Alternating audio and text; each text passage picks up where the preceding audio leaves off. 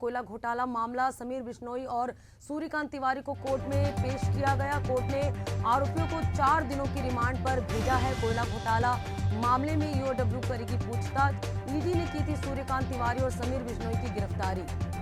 बड़ी खबर आपको बता रहे हैं, कोयला घोटाले मामला में बड़ा अपडेट सामने है। कोर्ट ने आरोपियों को 4 दिनों की रिमांड पर भेजा है। कोयला घोटाला मामले में ईओडब्ल्यू पूछताछ करेगी। ईडी ने की थी सूर्यकांत तिवारी और समीर बिश्नोई की गिरफ्तारी। और लगातार सहयोगी नितिन हमारे साथ बने हुए हैं। नितिन, कोयला घोटाला मामले में नया अपडेट सामने आया है। सूर्यकांत तिवारी और समीर बिश्नोई की जो है रिमांड बढ़ा दी गई है। क्या अपडेट सामने आया है?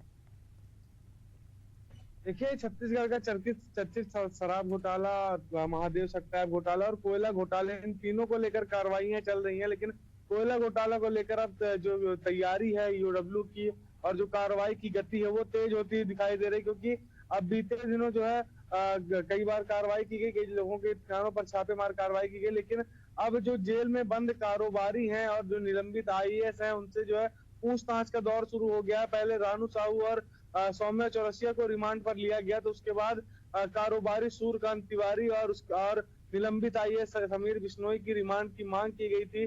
प्रोडक्शन वारंट पर दोनों को कोर्ट में पेश किया गया और कोर्ट में लंबी सुनवाई के बाद जो है 4 दिनों की रिमांड पर इन दोनों आरोपियों को ईओडब्ल्यू को सौंप दिया गया। लेकिन ये इन दोनों आरोपियों की गिरफ्तारी जो है ईडी के द्वारा करीब 1.5 से 2 साल पहले की गई थी और इसमें खुलासा हुआ था कि सूर्यकांत तिवारी के पास ऐसे दस्तावेज थे और करीब 200 करोड़ रुपए के अवैध कमाई का काला पैसा जो था उसका जो है जिक्र मिला था कई जगहों पर, जिसके बाद उसकी गिरफ्तारी की गई थी। अब बड़े बड़े खुलासे इस मामले को लेकर हो सकते हैं, जिसके चलते जो है ईओडब्ल्यू ने इन दोनों आरोपियों की रिमांड की मांग की है। ये दोनों वही चेहरे हैं जो कांग्रेस सरकार में अच्छी पैठ रखते थे।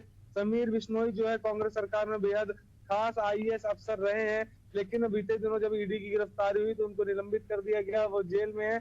अब 4 दिनों तक ईओडब्ल्यू की माफ कीजिएगा ईओडब्ल्यू की रिमांड पर हैं ये दोनों आरोपी। और ये जो आपको बता दूं कि सौम्या चौरसिया और रानू साहू भी रिमांड पर हैं और अब ये दोनों आरोपी समीर बिश्नोई और सूर्यकांत तिवारी, तो ये चारों लोगों को एक साथ बैठाकर जो है चर्चा करेगी ईओडब्ल्यू की किस प्रकार से इस घोटाले को अंजाम दिया गया और घोटाले का पैसा कहाँ कहाँ उपयोग किया गया और कौन कौन व्यक्ति, क्योंकि राजनीतिक संरक्षण के बिना इतना बड़ा घोटाला होना संभव नहीं था, तो किसका संरक्षण था, इसको लेकर भी चर्चा की जाएगी। उनसे पूछताछ की जाएगी कौन कौन इस घोटाले में शामिल था। तो एक तरह से ईओडब्ल्यू को बड़ी उपलब्धि भी मिली है रिमांड मिलने के बाद और ईओडब्ल्यू अब पूछताछ करेगी 4 दिनों तक। अब और रिमांड खत्म होने के बाद एक बार फिर से रिमांड की मांग की जा सकती है, क्योंकि बड़े बड़े खुलासे कोयला घोटाला मामले को लेकर भी होने हैं। जी बिल्कुल नितिन, तो कोयला घोटाले मामले में लगातार कार्रवाई जारी है।